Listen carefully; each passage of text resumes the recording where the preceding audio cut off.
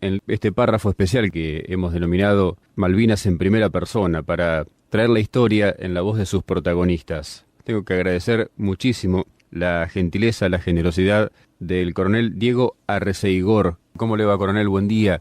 Buen día, Fernando. Un gusto escucharte y saludar a la audiencia también.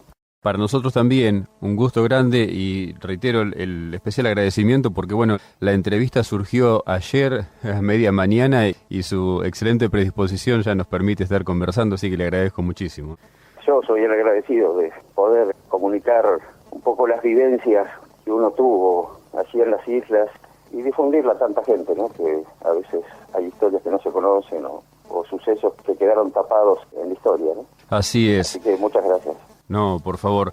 Para ubicar en situación a nuestros oyentes, por ahí uno habla de las Fuerzas Armadas, imagina combatientes de infantería, servidores de pies en la artillería, pero cuando se habla del arma de ingenieros, por ahí el común de la gente no entiende del todo de qué se trata. Usted es oficial del arma de ingenieros, precisamente. Sí, así es. Yo ingresé al colegio militar y elegí este arma, es una de las 5 armas. La parte principal del ejército, digamos, está la infantería, la caballería, la artillería, comunicaciones e ingenieros. Así es. Ingenieros es un arma que cubre muchos tipos de tareas, tiene que atender todo lo que atañe a la transitabilidad del resto del ejército, entonces nosotros somos los que hacemos los puentes, abrimos los caminos y también en toda la parte anfibia.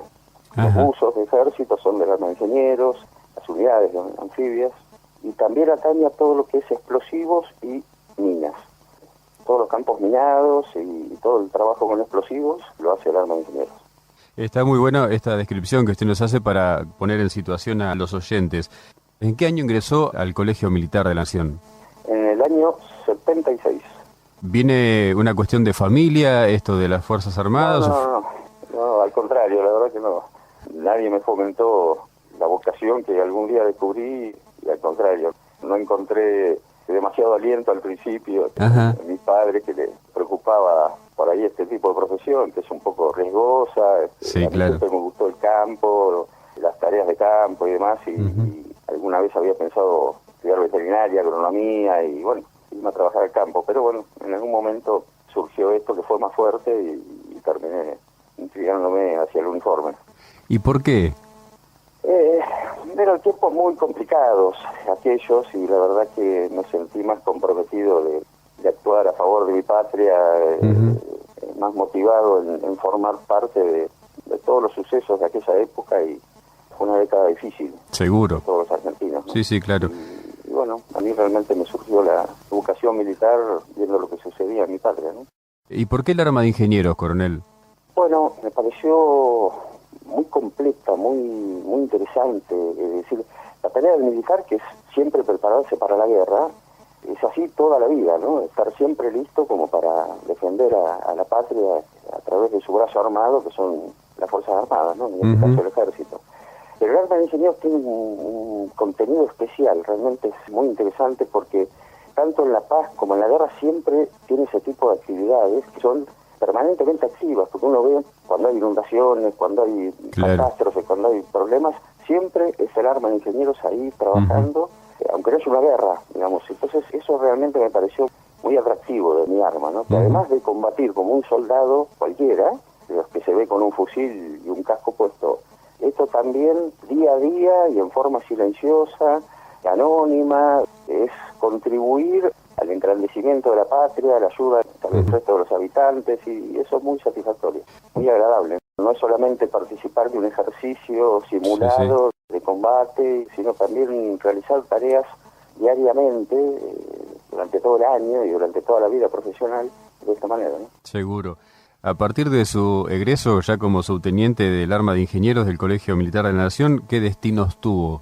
Estuve en Río Gallegos, después estuve en la provincia de Buenos Aires, en Pablo Podestá, en Buenos Aires, estuve en Salta, estuve en Misiones, después en algunas comisiones en el exterior, en Yugoslavia 2 veces, cuando la Argentina mandaba los cascos azules, en Buenos Aires, en distintos momentos, cursos y actividades por el estilo.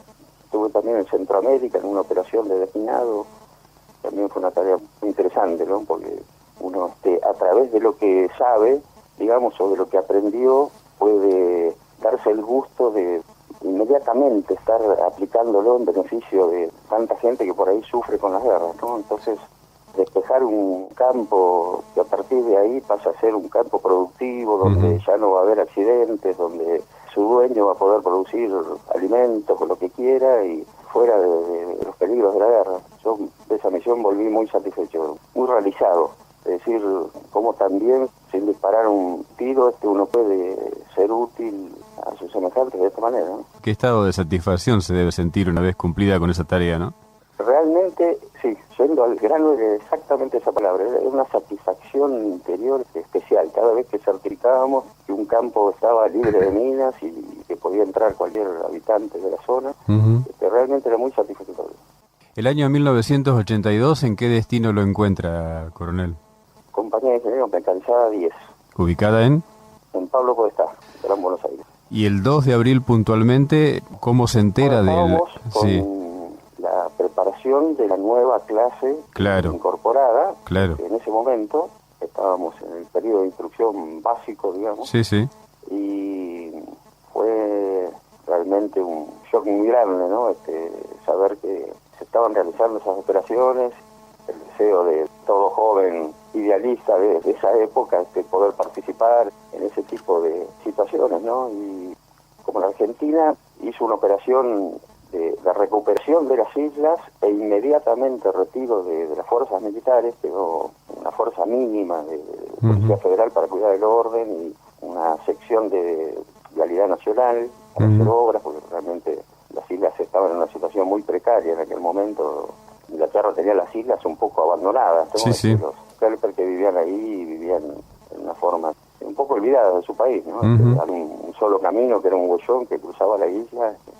Y bueno, a medida que se fue evolucionando la situación, a los pocos días Inglaterra decidió formar una fuerza, la primera Task Force, fueron 42 barcos con una determinada cantidad de efectivos para venir a recuperar las islas. Entonces ahí la Argentina envió más tropas como para reforzar la isla, y ahí fue que el 12 de abril, 10 días después, digamos, mandaron a la 10ª brigada y ahí crucé. ¿Qué sensación tuvo cuando se entera de la noticia que era trasladado a las Islas Malvinas? Bueno, una gran emoción, una gran emoción, porque uno a partir de ahí pasaba a ser parte real de la historia, iba a poder cumplir con todos esos anhelos y esos... Realmente la vocación por la cual uno había en todo el ejército, ¿no? Claro. Poder materializarlo, realmente fue una gran emoción. Yo le agradecí mucho a Dios cuando pisé las islas y entré a Puerto Argentino con mis soldados, íbamos caminando desde el aeropuerto y realmente fue una gran emoción para todos nosotros, ¿no? ¿Había miedos, había temores? Yo creo que uno con la edad que tenía y la emoción que vivía, cuando uno escuchaba que tiraban del otro lado, escondía la cabeza, se tiraba al piso, se cubría, pero no sé si era miedo. Además uno es como que se iba acostumbrando, ¿no? Claro. Día a día todo lo que iba pasando y ya es como que se insensibiliza de determinadas cuestiones, ¿no? Tiene unos reflejos increíbles, ¿no? Que donde hay un ruido uno se plancha en el piso, ¿no? Seguro. Inmediatamente. Yo creo que todos, soldados, suboficiales, oficiales que participamos de esa gesta, lo vivimos con una gran emoción. Estaba más allá el frío, el hambre, las dificultades que se viven en toda guerra. La vivimos los argentinos, la vivieron los ingleses también, ¿no? Seguro. Es inevitable. Creo que quedan un poco de lado cuando uno está viviendo todo eso, ¿no? Uno está motivado por cumplir con lo que la patria esperaba, ¿no? De uno. Así es. Una vez llegado ya a Malvinas, ¿qué actividad desarrolló la unidad a la que usted pertenecía, la sección que estaba a su cargo? ¿Qué destino tuvo? ¿Cuál fue el desarrollo de los acontecimientos? A los 2 días de estar en Puerto Argentino, me ordenaron trasladarme a un regimiento que estaba en la primera línea, un regimiento de infantería, a reforzarlo y hacerle las defensas que consistían básicamente en los campos minados, ¿no? Campos minados defensivos que se instalaban en determinados puntos delante de las posiciones. Y ahí pasé todo el conflicto. ¿En qué zona fue? Se llamaba Wildlife Rise, el lugar y Monte London. Esas eran las dos posiciones de primera línea que ocupaba esta regimiento. Dos de las zonas importantes de combates, ¿no? Y fue donde los ingleses pusieron un gran esfuerzo para romper el dispositivo defensivo sobre Puerto Argentino, ¿no? Uh-huh. De hecho, esta unidad es la unidad que más bajas tuvo de las fuerzas que tuvieron allá. Uh-huh. Y es muy recordado el combate de Monte London, donde claro, sí. hubo muchos argentinos muertos y actos heroicos ahí que realmente son dignos de destacar, ¿no? ¿Cómo se hace el armado de un campo minado en una zona tan particular como lo es la geografía malvinense y con un territorio por ahí que uno en cierta forma desconoce prácticamente en su totalidad, ¿no?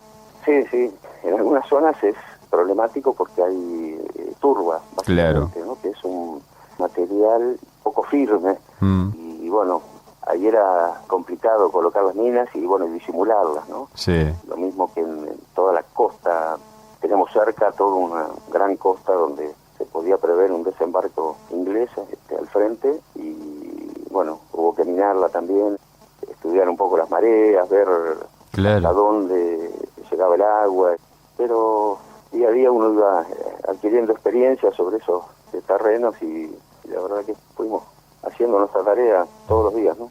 Más allá del armado de las defensas con estos campos minados, ¿tuvieron participación directa en enfrentamientos armados con tropas inglesas? Bueno, algún día que íbamos a poner los campos minados adelante, pasaron aviones tirándonos, alguna vez nos tuvimos que replegar ante el cañoneo ya en los últimos días, cuando los ingleses ya estaban sobre Puerto Argentino. Uh-huh.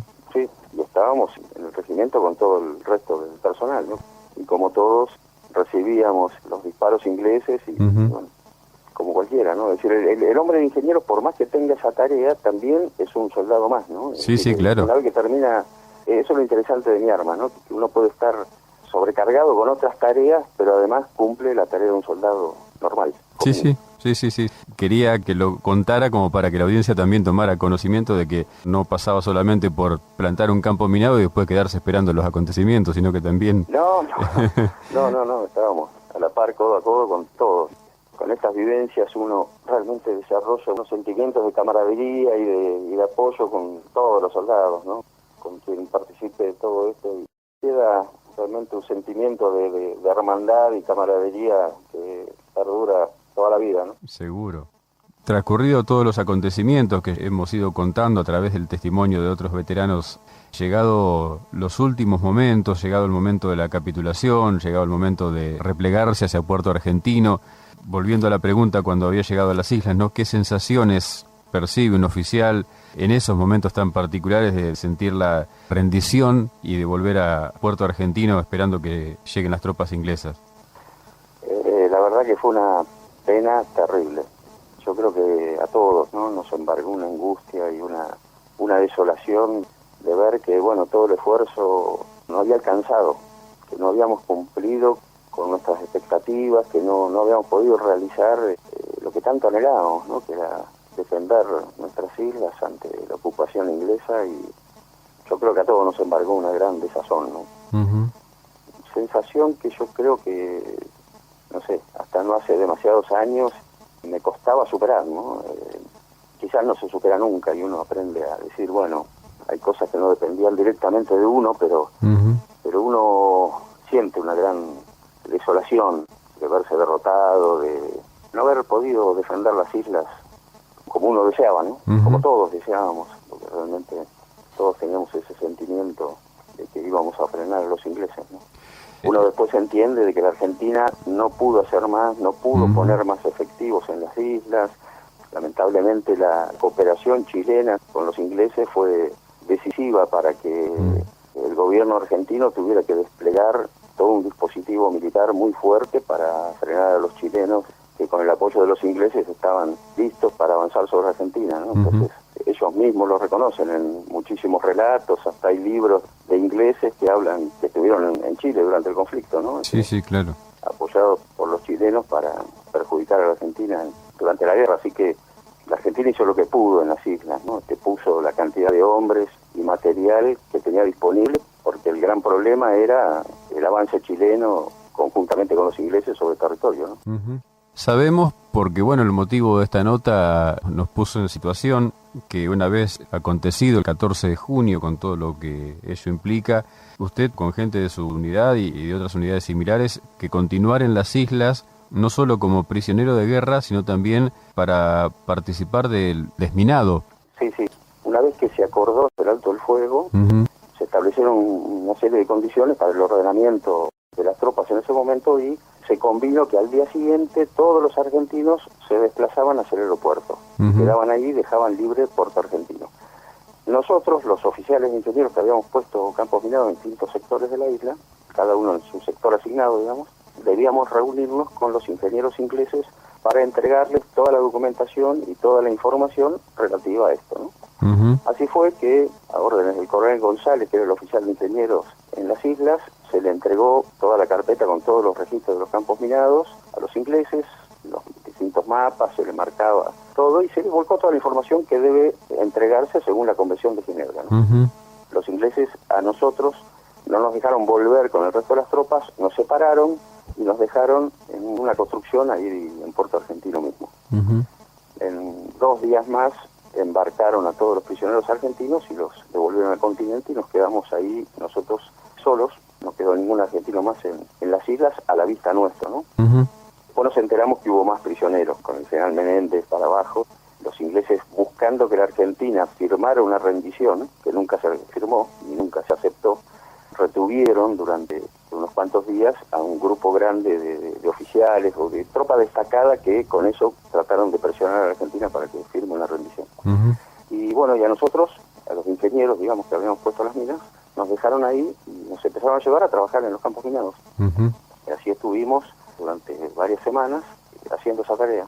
¿Es real que debieron quedarse porque los ingleses extraviaron la documentación que ustedes habían entregado? No, jamás.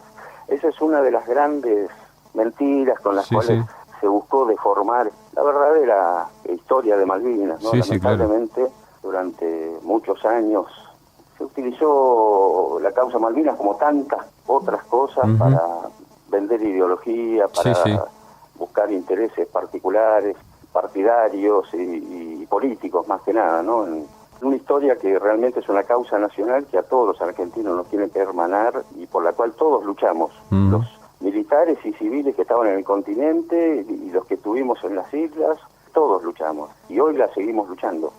Los que hacen la diplomacia en la Argentina, los que colaboran en todo con los veteranos y cada hombre desde su puesto de trabajo sigue haciendo todo para que la Argentina sea grande y dentro de eso que podamos recuperar nuestras islas alguna vez.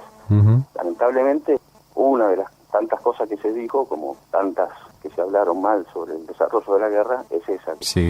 La información de Malvinas estaba perfectamente organizada y además todos los registros de los campos minados se entregaron en una carpeta grande, voluminosa, donde estaba el detalle de cada sector minado, con cuántas minas, si había alguna trampa dentro de alguna mina, todo, exactamente todo.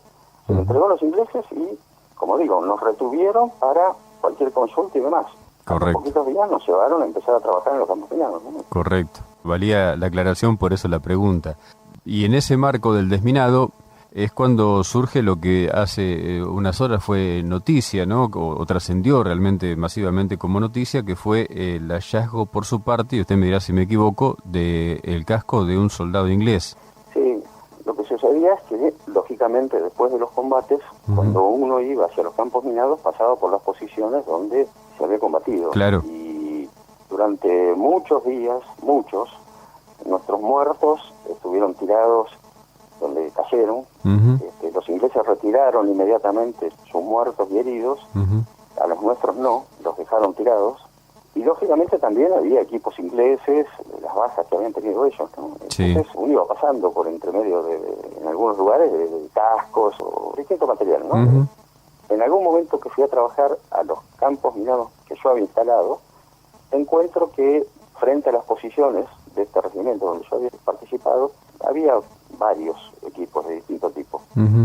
Vi un casco y inmediatamente, aprovechando una distracción del inglés que me custodiaba, me lo metí adentro de la campera. Nosotros teníamos unas camperas muy buenas, muy efectivas ante el frío, y uno, lógicamente, yo tenía 23 años, en aquel momento era flaco, un fideo, y después de una guerra más todavía, ¿no? Ni hablar. Un casco ni se notaba dentro de la cantera, ¿no? Y bueno, así lo guardé, lo traje a donde nos tenían alojados los ingleses y bueno, cuando en algún momento se terminó de trabajar con y nos mandaron al continente. Lo pude pasar, los controles sin problema y bueno, me acompañó estos últimos casi 37 años. En algún momento, no sé, me consolaba como un trofeo de guerra, un botín de aquella campaña que, no sé, reflejaba de que a los ingleses tampoco les había sido tan fácil recuperar las islas para ellos, ¿no? Alguna vez lo he llevado a alguna charla, alguna vez lo he mostrado en alguna exposición y siempre vi el detalle de que tenía un nombre escrito en virome, ¿no? Decía A. Shaw. Y gracias a la informática y a las comunicaciones de hoy que uno puede llegar a encontrar a una persona después de muchos años, hace como 8 años, ¿será? Me puse a buscar a ver quién sería el dueño del casco, ¿no? Y bueno, alguna vez encontré que había un soldado, Alexander Shaw, y a los poquitos días mirando en un monumento que hicieron los ingleses de paracaidistas a sus hombres muertos y heridos, figuraba él como muerto. Me puse a buscar porque me pareció, no sé, interesante después de todos estos años, si lo podía ubicar y este hombre estaba vivo, no sé, avisarle que yo tenía su casco y que me gustaría entregárselo, ¿no? La verdad que me dio cierta pena ver que había muerto, porque esa idea ya no se iba a poder concretar, pero bueno, buscando más información encontré que tenía un hijo de 3 años cuando fue a la guerra y que hoy debería tener 39, 40. Así que bueno, encaucé la búsqueda hacia ese lado y pedí inclusive a distintos amigos que viajaron a Inglaterra si me podían buscar la forma de ubicarlo y la verdad que no lo pude ubicar hasta hace poco que pude dar con una hermana, hace un par de meses atrás. La hermana tenía 15 años cuando sucede la guerra en el 82 y era su único hermano, ¿no? Así que creció toda su vida con su hermano muerto y la pena y ninguna noticia más. Enterarse ahora que había alguna pertenencia de su hermano, que es un poco lo que tuvo en sus últimos momentos de vida, para ella fue una gran emoción, realmente está muy conmovida. Y bueno, gracias a Dios pudimos ponernos en contacto y próximamente se lo voy a llevar, se lo quiero entregar en mano y me gustaría ir a poner una flor a este hombre que si bien no lo conocí, si bien fue mi enemigo en Malvinas, era un hombre que tenía casi mi edad, un par de años más y con los años uno ve las cosas diferentes, ¿no? De otra perspectiva. Seguro. Y me parece que hoy priva más lo humano que lógicamente lo profesional. Yo ya estoy retirado del ejército hace unos meses y creo que me da una gran satisfacción poder entregárselo a la familia, porque creo que es ahí donde debe estar, ¿no? Y no tenerlo yo más. Para muchos la historia de Malvinas cierra volviendo al archipiélago, para muchos veteranos me refiero. Para otros por ahí no le encuentran la vuelta al cierre. Este hecho de poder entregar este casco a la hermana del soldado es un poco el cierre de círculo de la historia en Malvinas para usted, coronel. Yo creo que Malvinas no se cierra nunca para los que estuvimos allá. Siempre pensé que al final de la vida me veía volviendo a Malvinas, a las posiciones que ocupé, recorriendo esos lugares y hoy que está la posibilidad realmente me cuesta, pero no me cuesta por los recuerdos propios de la guerra, sino que me resulta muy difícil de superar la situación de ir con mi pasaporte como que fuera territorio argentino, pidiéndole permiso a los ingleses, ¿no? Eso es algo que me cuesta mucho superarlo. Quizás, ojalá lo pueda superar, ¿no? Próximamente. Como estoy superando el ir a Inglaterra, para mí siempre fue territorio enemigo, jamás quise pisar. Reconozco que puede haber cosas maravillosas para ver y quizás hasta para valorar, ¿no? Pero me costaba.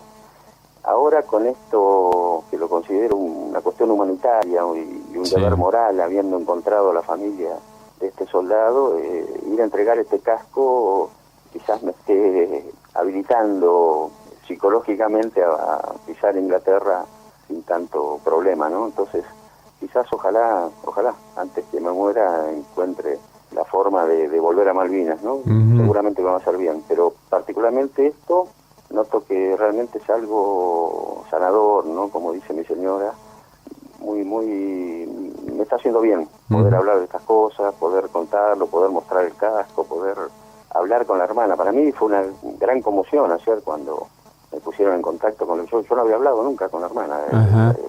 Me había manejado a través de otra persona que fue quien lo ubicó y le había mandado algún mail y nada más.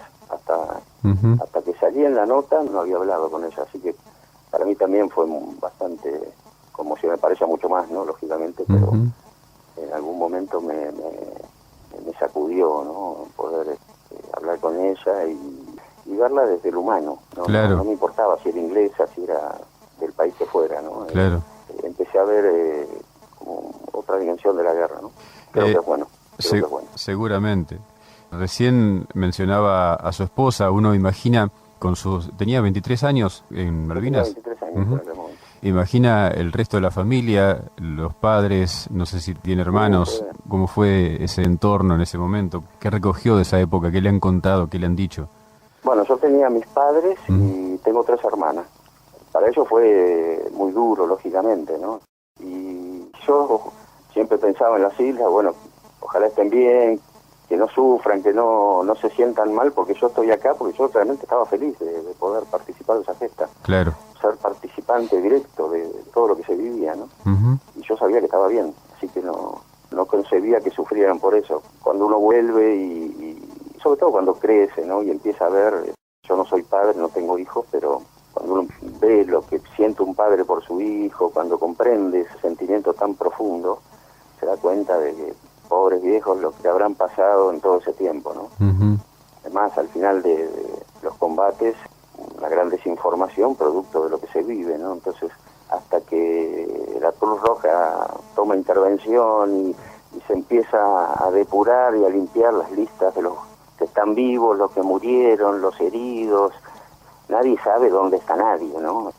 Pasan unos días, así que hasta que llegó la información acá al continente de quién estaba vivo, quién había muerto, quién estaba prisionero, quién no, y son momentos que uno se imagina que la familia de uno debe haber sufrido mucho, ¿no? Sobre todo en el caso suyo, que debió quedarse varios días allá, ¿no? En el archipiélago. Bueno, ahí hubo un bache en la información que al principio no se sabía nada. Claro. Y pasaron un par de semanas hasta que un oficial, compañero mío que había estado en el mismo regimiento, vino y les avisó, los llamó por teléfono diciéndole que se quedaran tranquilos, que yo estaba vivo, pero que, bueno, había quedado a trabajar con los campos minados, ¿no? Para el levantamiento de los campos minados. Que para mis padres fue un alivio, bueno, por lo menos está vivo, ¿no? Aunque esté trabajando en los campos minados, pero por lo menos está vivo hasta ahora. Pero pasaron varios días sin tener noticias y sin saber qué pasaba. ¿Cómo fue la vuelta al continente después de esa labor que desarrollaron de desminado y demás? ¿Le tocó las generales de todos los veteranos, el ocultamiento, la negación? Bueno, en mi caso, los que volvimos en ese momento, un mes y piquito después, fuimos muy bien recibidos, con una formación, con los familiares, realmente muy bien. Sí, sí. Y de ahí, bueno, fuimos cada uno licenciados a nuestras casas, los soldados. Sé que los primeros que llegaron vivieron otra realidad, sí. Pero que, bueno, sería tema de otro momento, ¿no? Pero bueno, nosotros no, vivimos otra realidad muy gratificante, porque la verdad que nos hicieron sentir muy bien cuando llegamos. Y bueno, y enseguida el reencuentro con las familias, con los seres queridos, alivian un montón de cosas, ¿no? Enseguida, pero a veces cuesta volver a vivir como uno vivía antes, ¿no? Claro. Es como que uno vive tantas cosas durante una guerra que al volver se ve la vida diferente, ¿no? Y cuesta nuevamente recalibrarse para insertarse en la sociedad y ser uno más, pero a veces hay cosas que se sienten de otra manera, ¿no? ¿Se hizo algún replanteo acerca de la posibilidad de dejar la fuerza en ese momento, de continuar, de qué forma? En el primer momento no. Si bien vine frustrado por la derrota, digamos, yo me sentía un soldado y quería seguir siendo un soldado. Los años posteriores fueron, sí, muy duros, yo creo que para todos los militares o todos los que teníamos la vocación militar, por el gran descrédito y la gran campaña antimilitarista que se desarrolló durante todos los gobiernos que siguieron, ¿no? Lamentablemente, como dije al principio, la política nos hizo mucho daño a todos los argentinos. Nosotros quizás, los militares, fuimos y somos todavía el elemento más fácil para desacreditar, porque tampoco podemos defendernos de ninguna manera. Y bueno, yo analizo el ejército al que ingresé y veo lo que soy, nuestras Fuerzas Armadas, y la verdad que da pena, vergüenza, es muy triste, ¿no? Pero sobre todo, para mí lo imperdonable es haber mentido la historia, ¿no?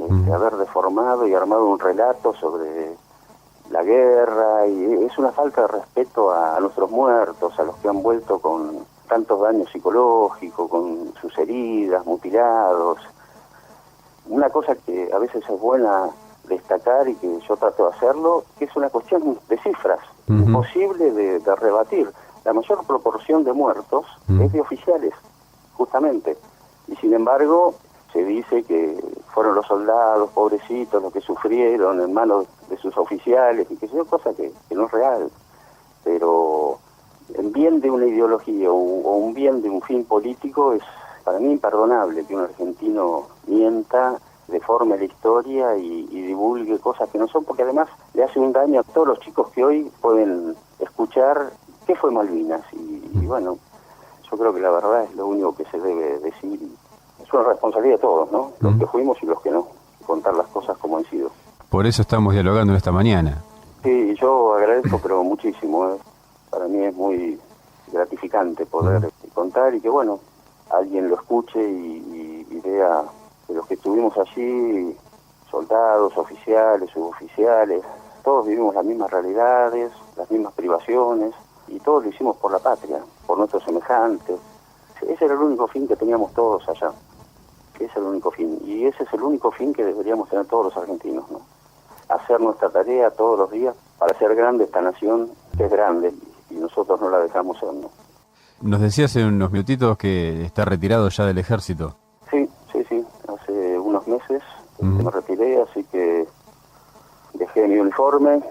En algún momento uno que se cree un viejo soldado se tiene que dar cuenta de que es un soldado viejo y que ya no está para ser soldado y debe dejar el lugar a los que vienen y retirarse, hacer otra vida, dedicarse a otras cosas, todas esas cosas que quedan pendientes durante nuestra vida profesional y que por distintas causas, como uno vive cambiando de destino, recorriendo el país en distintos lugares y bueno, a veces uno no tiene tiempo para sus gustos, hobbies o cosas personales, y bueno, este es el momento de poder hacerlas, ¿no? Mientras uno tenga vitalidad, ganas y el físico aguante, ¿no? Si pudiera apretar el botón de rebobinar, ¿volvería a entrar al colegio militar y a vivir lo que ha vivido? Sí, sin duda. Yo siempre digo que Malvinas fue lo más trascendente que viví en mi vida. Y pese que en algunos momentos, sobre todo por cuestiones económicas, estaba tan ahogado económicamente que cualquier ofrecimiento laboral era tentador porque todo el mundo cobraba mucho mejor que un militar, ¿no? Claro. Pensé irme o hacer algo, alguna actividad económica que me pudiera vivir mejor. Siempre a último momento me di cuenta de que mi vocación era esta, no me concebía de otra manera, viviendo de otra manera. Bien. Esto es lo que más me gustó hacer en la vida, ¿no? Y bueno, agradezco haberlo hecho, ¿no? Yo me siento muy realizado de la vida que viví, de las cosas que hice, gracias a Dios las campañas en las que participé y le agradezco a Dios haber sido parte de Malvinas. Me hubiese sentido muy frustrado de no haber podido ir, ¿no? Claro. De no haber estado entre las tropas que se enviaron a las islas, ¿no? Claro. ¿Tiene fecha el viaje a Inglaterra para el encuentro con la hermana del soldado Joe? Yo le dije para ir en abril, cosa de tomarme un tiempo para organizarlo. Ahora me avisó de que a mediados de abril ella no va a estar, así que seguramente va a ser fines de abril o principios de mayo, ¿no? Cuánta ansiedad, ¿no? La verdad que sí. Anoche pensaba, estos días por ahí uno duerme menos de lo normal, destapando recuerdos y viendo estas cosas que quizás generan un poco de ansiedad. Qué bárbaro lo que está por suceder, porque además si bien me lo propuse hace años que estoy buscando a esta gente, llegó el momento. Claro. Ya está, es hoy. Y la verdad que sacude. Que sacude. Me imagino. Uno empieza a, no sé, si aflojarse con los años, uno se pone más sensible, pero la verdad que empieza a vivir de otra manera, ¿no? Quizás sea también la buena influencia de mi señora, una mujer extraordinaria que encontré al final de mi vida. Yo fui soltero hasta hace 6 años, y bueno, gracias a ella uno va abriendo su interior de otra manera, ¿no? La mujer siempre hace más sensible al hombre, aunque uno cueste reconocerlo, ¿no? Y a veces hace bien eso. Yo estoy viendo las cosas hoy y realmente me llega mucho más el sufrimiento de esta hermana. Pienso, pobre mujer, la vida triste que vivió, siempre recordando a su hermano muerto, tanto que ya Alex Shaw dejó de ser mi enemigo, ¿no? Ya no es el inglés que murió frente a las posiciones mías. Es un ser humano que vivió una vida y que tenía sentimiento como todos, y bueno, le tocó cumplir esa misión porque nació en ese país, y bueno, vino a hacer las cosas que él creía que debía hacer, ¿no? Hoy somos seres humanos.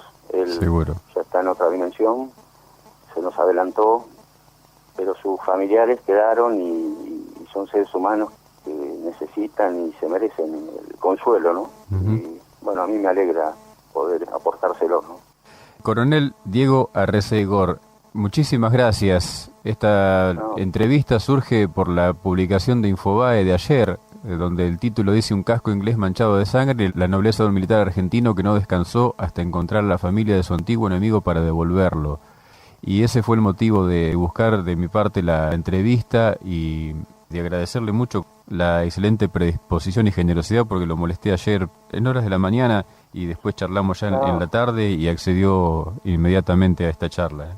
No, y no fue ninguna molestia, al contrario, una alegría, pero sobre todo la alegría, primero conocerte y poder hablar y saber de alguien que tiene esta noble tarea de difundir la historia y de transmitirle a nuestros compatriotas, a los argentinos bien nacidos, que escuchen historias de su Argentina que vale la pena difundir, y yo te lo agradezco especialmente, más que decirte que no fue ninguna molestia, te lo agradezco porque realmente es una gran satisfacción poder transmitir todo esto que uno tiene guardado adentro de muchos años y que quiere comunicar, ¿no?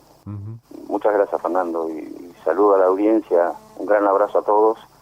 Ojalá nuevamente volvamos a encontrarnos y a charlar, quizás a la vuelta.